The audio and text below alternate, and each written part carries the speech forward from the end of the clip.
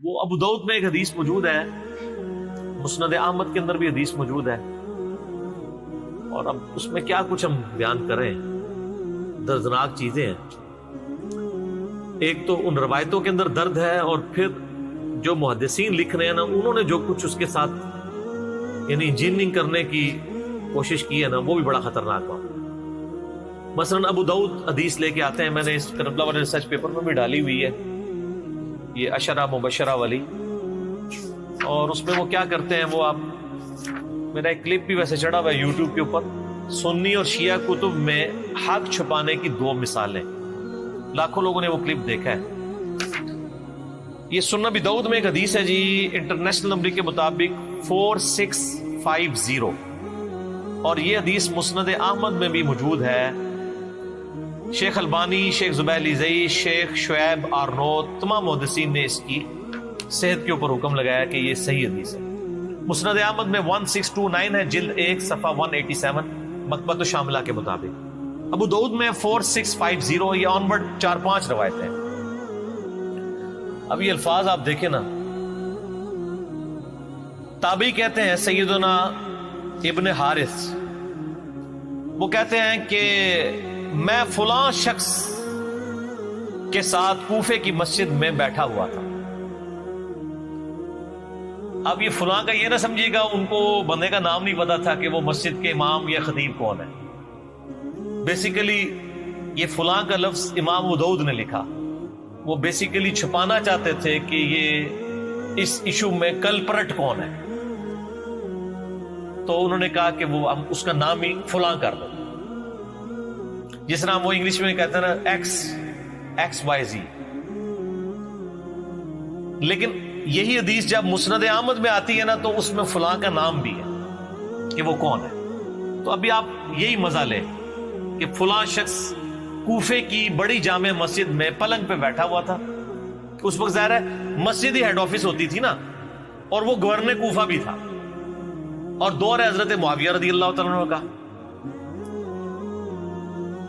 تو سعید ابن زید یعنی حضرت عمر کے جو بہنوئی ہیں، اولو العزم صحابہ میں سے، وہاں تشریف لائے، تو اس فلاں شخص نے انہیں خوش آمدید کہا اور تخت پر اپنے پاؤں والی طرف ساتھ بٹھا لیا۔ باقی لوگ زمین پہ بیٹھے تھے، انہوں نے تخت مسجد میں بٹھایا ہوا تھا، کوفے کی بڑی جامع مسجد میں۔ تو وہ ہیڈ آفس بھی تھا اور مسجد بھی تھی۔ یعنی یہ آج جو مفتیوں کا آپ کو روب نظر آتا ہے نا کہ وہ 7 بندے ہوتے ہیں، یہ شروع سے ہی چل رہا ہے اس طرح۔ مسجد میں انہوں نے تخت سجایا ہوا ہے اور بیٹھے ہوئے ہیں، باقی سب نیچے بیٹھے ہوئے ہیں۔ یہ ہم ہی حوصلہ کریں کہ آپ کو بھی کرسیوں پہ بٹھایا ہوا ہے، جو نیچے بیٹھے مجبوراً بیٹھے ہیں، اگر کرسیاں تو باقی بھی بیٹھ جائیں اوپر۔ آپ بنو امیہ سے نہیں ہے نا۔ اچھا، تو وہ کہتے ہیں کہ اتنے میں کوفی شخص آیا جس کا نام قیس بن علقمہ تھا، تو اس فلاں شخص نے بھی اس کا بڑا استقبال کیا، اور اس کے بعد اس قیس بن علقمہ نے مسلسل گالی گلوچ شروع کر دی۔ اس پر سعید ابن زید نے اس فلاں شخص سے پوچھا، یعنی وہ کوفے کا جو متولی تھا گورنر، اس سے پوچھا کہ یار یہ کس کو گالیاں نکال رہا ہے، نعوذ باللہ، مسجد میں ہو۔ تو اس فلاں شخص نے کہا کہ یہ سیدنا علی ابن ابی طالب کو گالیاں دے رہا ہے۔ یہ سیدنا تو میں نے کہا، اس نے کہا یہ ابن ابی طالب کو گالیاں دے رہا ہے، نعوذ باللہ، مسجد میں۔ تو سیدنا سعید ابن زید نے کہا افسوس، میں دیکھ رہا ہوں کہ تمہارے سامنے اصحاب رسول کو گالیاں دی جاتی ہیں، اور تم اس جرم کو نہ تو برا سمجھ رہے ہو نہ ہی منع کر رہے ہو۔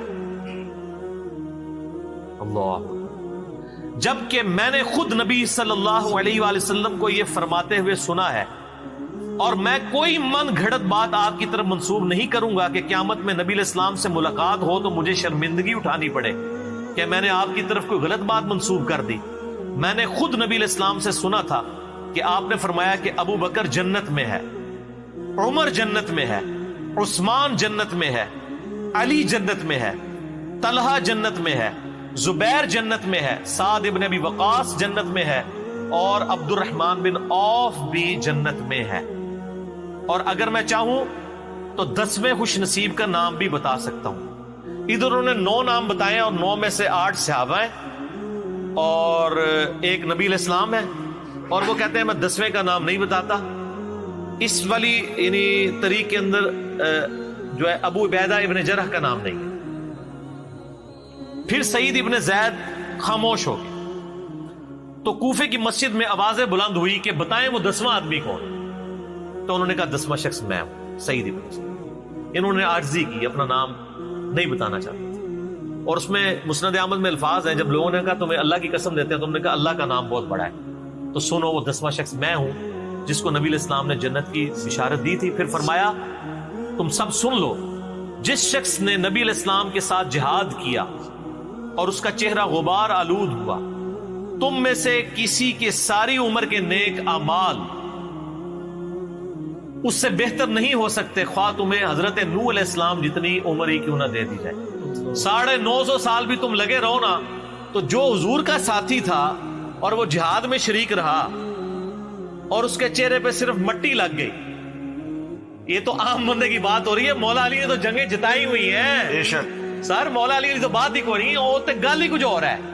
وہ کہہ رہے عام بندے کی گل کر رہے ہیں، تو چہرے کہ تسی مولا علی اتنے پونک رہے ہو. اچھا، اب امام ابو داؤد نے یہاں فلاں لکھا لیکن انہوں نے نام نہیں بتایا. لیکن ضمیر تو انسان کو ملامت کرتا ہے نا. آپ اندازہ کریں کہ یہ چیپٹر تھا خلافت کا جدھر انہوں نے یہ حدیث لی،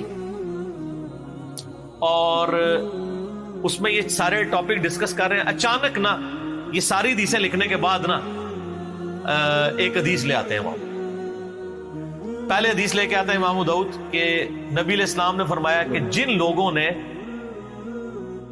صلح حدیبیہ کے موقع پر اس درخت کے نیچے میری بیعت کی تھی ان کو آگ نہیں چھوئے گی، اصحاب شجرہ.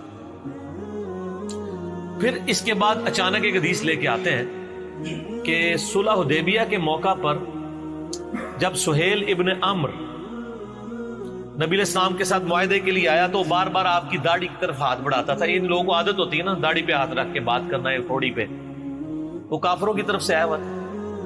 تو وہاں ایک شخص کھڑا تھا جو اپنے تلوار کی جو وہ بیک سائڈ ہے نا، جو مٹھی والی سائڈ ہے، تو وہ اس کے ہاتھوں پہ مارتا تھا کہ اپنے ناپاک ہاتھوں کو نبی علیہ السلام کی مبارک داڑھی سے دور رکھو. تو اس شخص نے پھر پوچھا یہ کون ہے؟ تو بتایا گیا یہ مغیرہ ابن شعبہ ہے رضی اللہ تعالی. اب اس حدیث کا کوئی ادھر توقی نہیں بنتا تھا. اصل میں امام ابو داؤد یہ بتانا چاہ رہے تھے کہ وہ فلاں شخص مغیرہ ابن شعبہ تھا جو اصحاب شجرہ میں سے حضرت معاویہ کے دستے راز تھے اور گورنر کوفہ تھے. یہی حدیث مسند احمد میں جب آئی ہے 1629 جلد 1 صفحہ 187 مکتبۃ شاملہ کے مطابق، اس میں تو واضح الفاظ ہیں کہ وہ کہتے ہیں کہ میں جو وہ کوفے کی جامع مسجد میں گیا تو وہاں پہ مغیرہ ابن شعبہ بیٹھے تھے اور اسی طریقے سے ان کے سامنے جو ہے نا وہ گالیاں شروع ہو گیا قیس بن علقمہ. اور وہاں پہ یہ بھی الفاظ ہیں کہ انہوں نے 3 دفعہ کہا اوئے مغیرہ اوئے مغیرہ اوئے مغیرہ. تو نبی کا صحابی ہو کے یہ کام کروا رہا ہے اپنے سامنے. چلو کسی اور بندے کو تو زیب دیتا. یہ سر کوئی ایرانڈ فڈڈ لوگ نہیں تھے جو صحابہ کرام پہ لعنت کروا رہے تھے مسجد میں بیٹھ کے. یہ وہ لوگ تھے جن کے آپ جھوٹے دفاع کر. اور یہاں پہ تو اوئے مغیرہ ہے نا.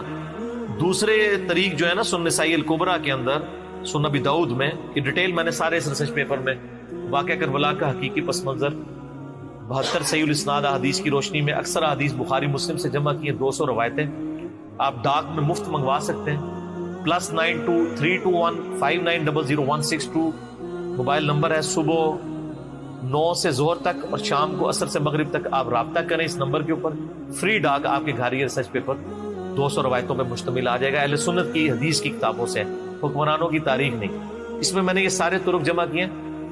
ایک اور جگہ ہے کہ اس ظالم کو دیکھو کہ یہ مسجد میں کس طرح کے کام کروا رہا ہے، سیدنا علی کے اوپر یعنی لعنت کروا رہا ہے. اور کئی ایک طریقہ یعنی، لیکن یہ میرا پھر دل دکھتا ہے، میں پھر اپنے جذبات پہ قابو نہیں رکھ سکوں گا. میں نے صرف عشرۃ مبشرۃ بالجنہ کے تحت یہ روایتیں بیان کر دی ہیں. باقی آپ اس کو دیکھ لیں. تو بیسیکلی انہوں نے وہ 10 صحابہ کے جنتی ہونے والی حدیث اس لیے سنائی کہ تم جنتی شخص کے اوپر لعنت کروا رہے ہو مسجد میں بیٹھ کے. ٹھیک ہے، تو حضرت سعید ابن زید نے ان کو روکا. تو یہ آخری وقت تک یعنی اس طرح کی چیزوں کے مخالفت کرتے ہیں.